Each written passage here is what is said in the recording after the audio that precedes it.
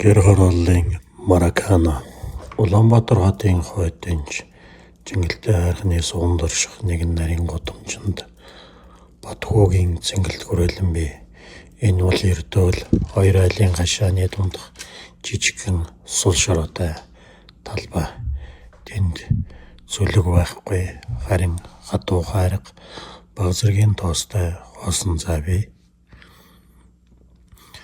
Бат 10 настай түүний хөл бөмбөгийн бөмбөг нь хэтэрхий их тоглож өшгөлснөөс болоод гадна харсан халзарч хэлбэрэн алдаж эхэлсэн ч түүний хувьд энэ бол дэлхийн хамгийн үнэтэй эрдэнэ. Өглөө бүр хичээл явахаас өмнө Батхуу Башингийн ан руу бөмбөгөө өшгөлөж бэлтгэлэн түг тэрээр бөмбөгийг ханаас авах бүрдэн эргүүлж аваад Роберто Карлос шиг хүчтэй оновчтой өшгөлөж гол оруулж байна гэж төсөөлнө.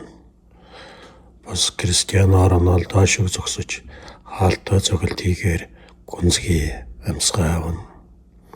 Түүний мөрөдөл бол хизээ нэгэн цагт Европын том цэнгэлтгэд тоглох биш, харин Монголынхоо шигшээ багийн өмсгөлийг өмсөөд хөгч юмнуудын төлөө гол оруулах юм.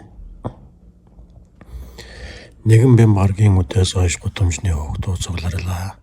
Тэд хоёр багт хаагдлаа. Хаалганы оронд хоёр том чулуу тавьж тоглоом эхэллээ. Тоглож ширэн болов. Батын бөөсний үдээс тайлагдаж хөлийнх нь уруу шоронд бодогдсон ч тэрээр тоолгүй тоглоно. Найз нь түнд бомбог дамжуулахад тэр айлын хаалга руу зүгэллээ.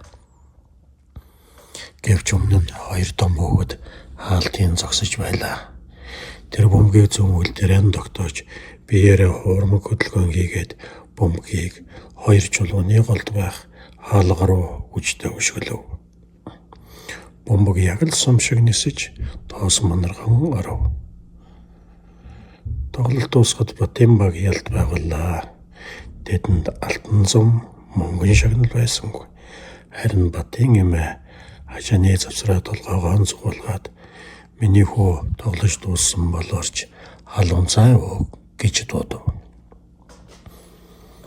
Бат бөмбөгөө сугандаан хавчуулаад хөлсөн харчин гэрэлүүгээ алхлаа.